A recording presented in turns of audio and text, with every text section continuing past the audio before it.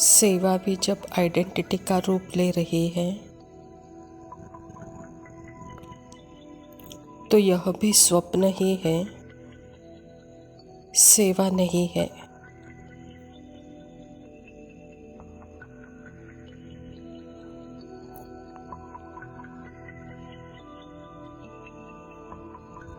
इसीलिए बाबा कहते हैं वो सेवा मत करो जो स्वार्थ से भरी होती है।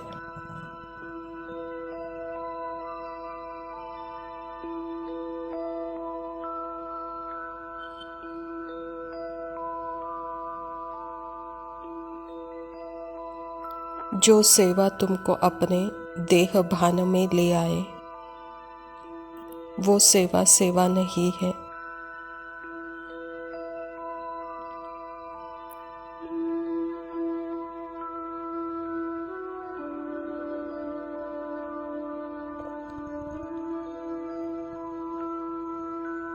पर यह भी बहाना भी ना बन जाए, सेवा नहीं करना है। करना तो सब कुछ है,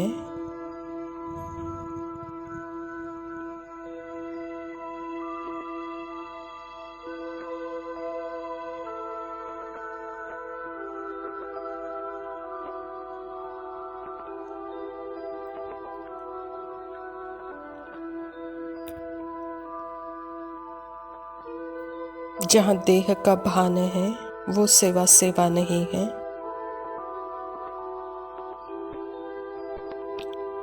सेंटर पर ही सेवा नहीं होती है।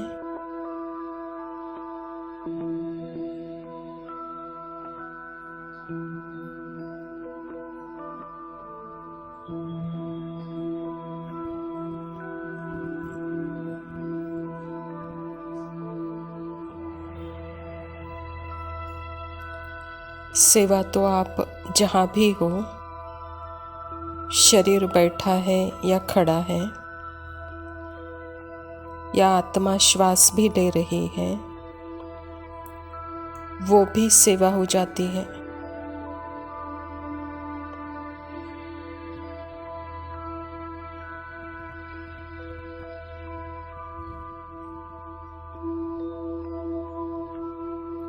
सेवा की डेफिनेशन क्लियर हो पहले।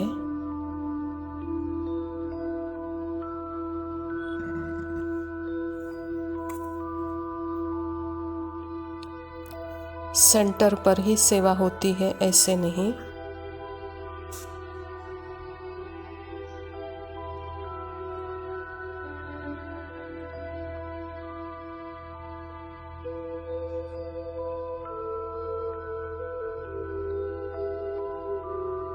सेवा आपकी रियल नोइंग है।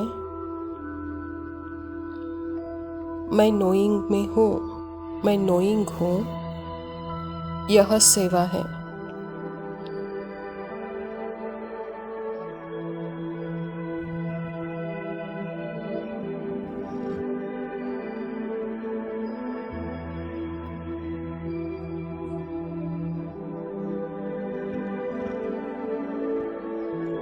रियल सेवा तो यही है।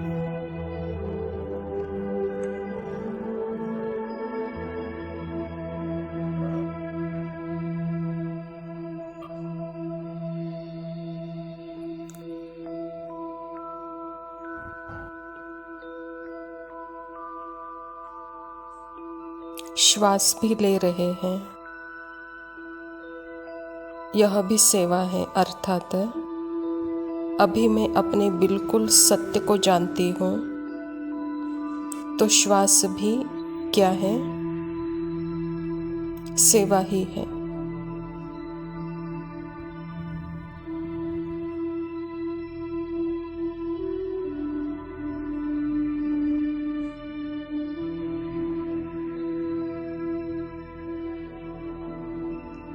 एक थॉट भी क्या है, एक फीलिंग भी क्या है, एक इमोशंस भी क्या है, मूवमेंट भी क्या है, साउंड भी क्या है।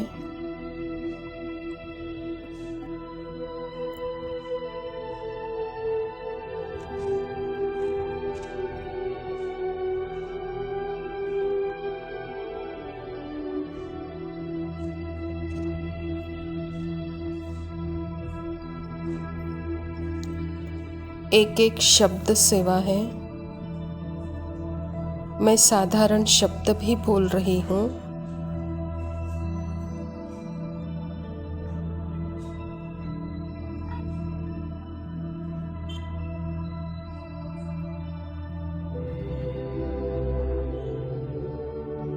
वह भी सेवा है।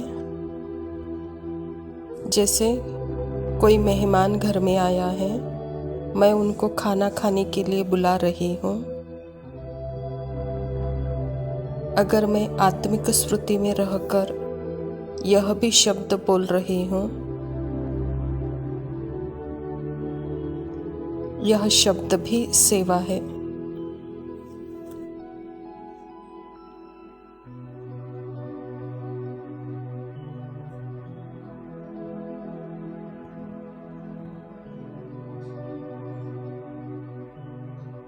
क्योंकि मुझे पता है कि मैं स्वप्न में यानी पर्सनल आइडेंटिटी में एज ए पर्सन माइंड नहीं बोल रही हूँ।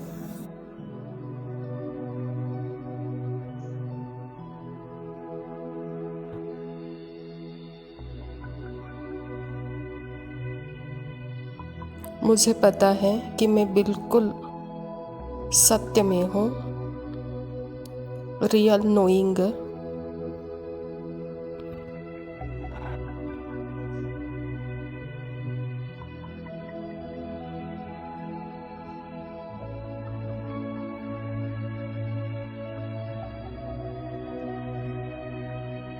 बिल्कुल भूली ही नहीं हूँ कि मैं क्या प्ले कर रही हूँ।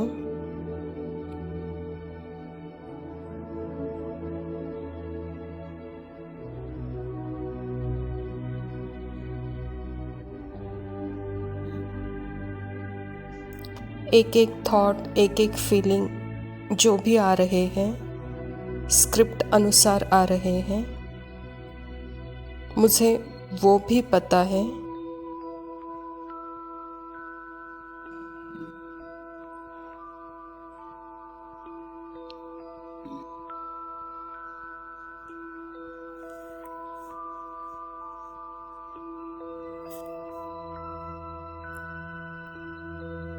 वो स्क्रिप्ट का थॉट है, स्क्रिप्ट की फीलिंग है, स्क्रिप्ट का इमोशन है, मेरा नहीं है।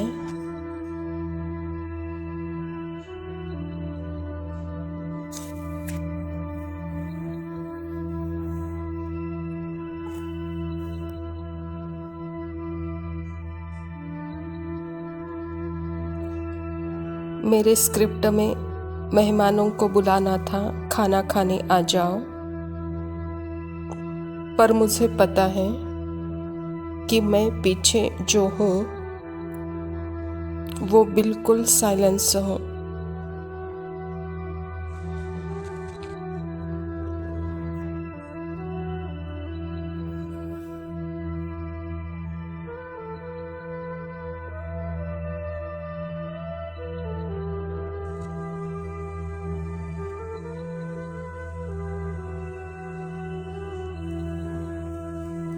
पर मैं आवाज़ का रूप पहनकर आवाज़ में आ रही हूँ।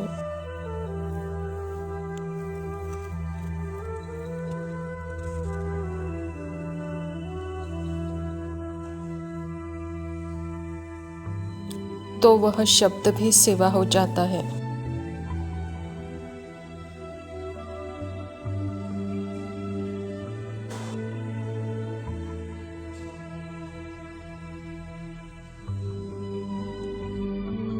ज्ञान सुना रही हूँ एज ए पर्सन, तो वह ज्ञान भी सेवा नहीं है।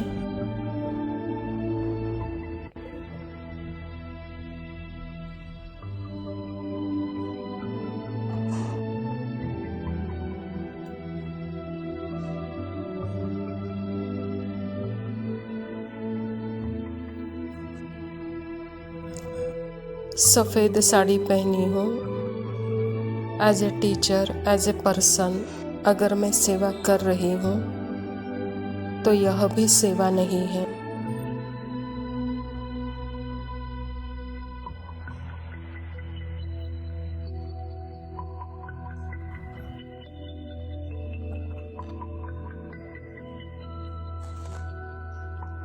सेवा यानी मैं अपने ट्रू सत्य में हूँ, यही सेवा है।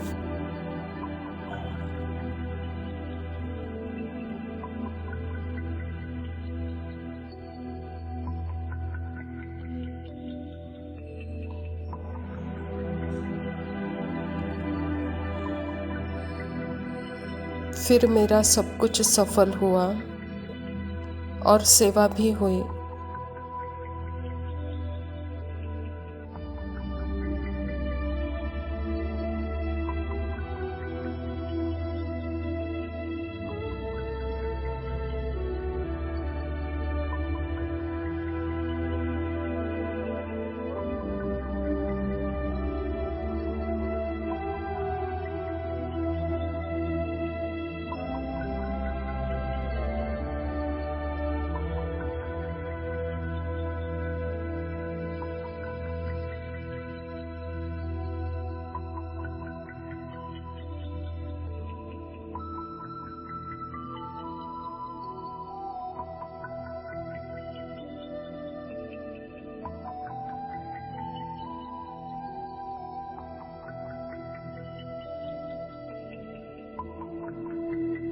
ओम शांति।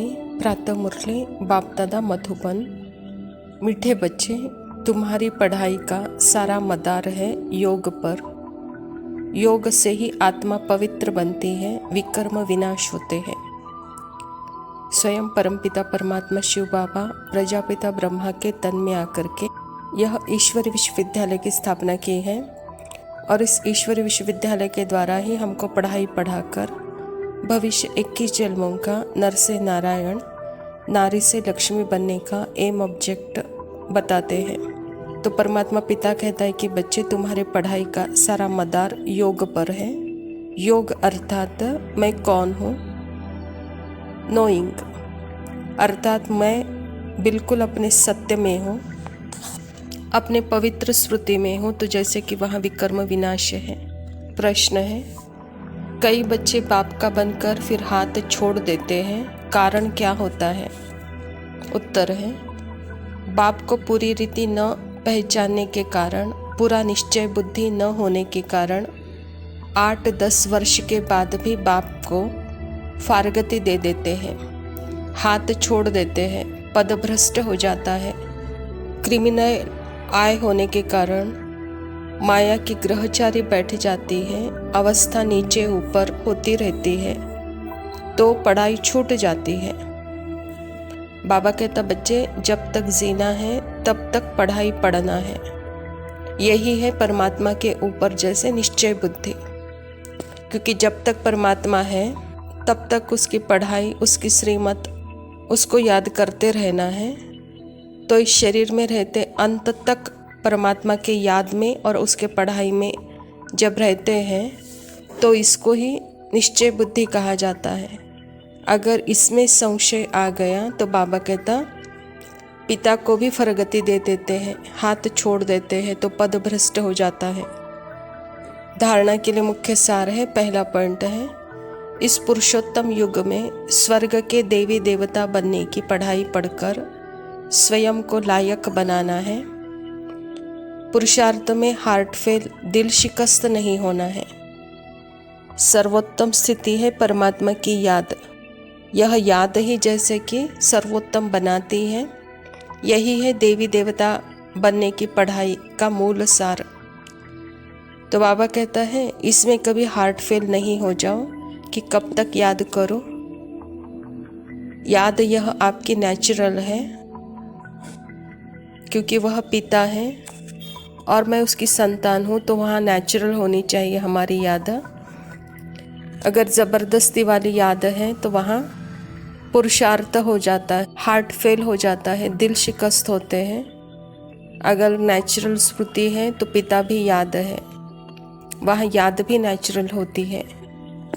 दूसरा पॉइंट है, इस बेहद के खेल में हर एक्टर का पार्ट और पोजीशन अलग अलग है।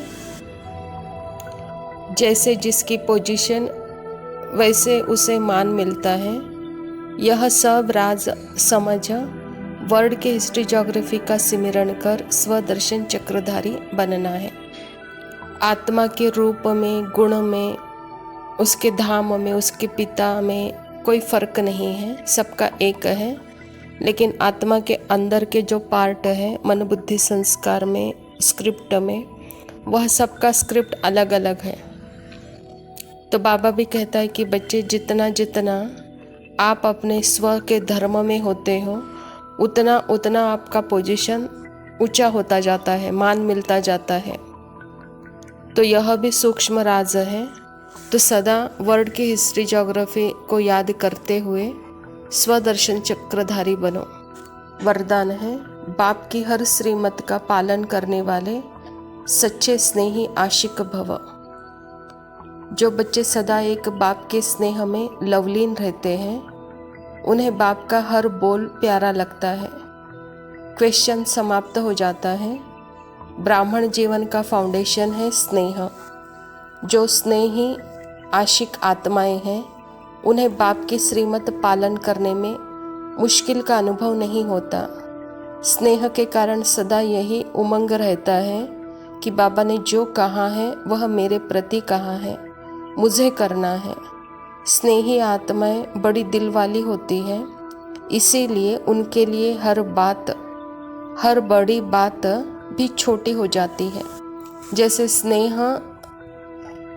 स्नेही के ऊपर आशिक बना देता है, तो ऐसे ही स्नेही के हर बात को स्वीकार करता है, उस पर चलता है। यहाँ तो स्नेह परमात्मा के साथ होने के कारण बाबा कहता है यहाँ प्रश्न ही उत्पन्न नहीं होना चाहिए। यहाँ मुश्किल समाप्त होकर परमात्मा के श्रीमत का पालन करना यह सहज अनुभव हो। तो बाबा कहता स्नेह बड़ी दिल वाली बना देता है, वहाँ छोटी दिल नहीं होती है। स्लोगन है, कोई भी बात को फील करना यह भी फेल की निशानी है। आत्मा की स्मृति और परमात्मा की याद यह जैसे कि हाईएस्ट अनुभूति है, हाईएस्ट सुख की अनुभूति है। और यह याद भूल करके अगर मैं किसी फीलिंग में आ गई तो बाबा भी कहता है कि बच्चे यह फेल की निशानी है। अच्छा मीठे मीठे सिखिलते बच्चों प्रति माता पिता बाप दादा का याद प्यार और गुड मॉर्निंग। रूहानी बाप की रूहानी बच्चों को नमस्ते। हम रूहानी बच्चों की रूहानी माता पिता बाप दादा को याद प्यार और नमस्ते। लव यू बाबा, शुक्रिया। ओम शांति।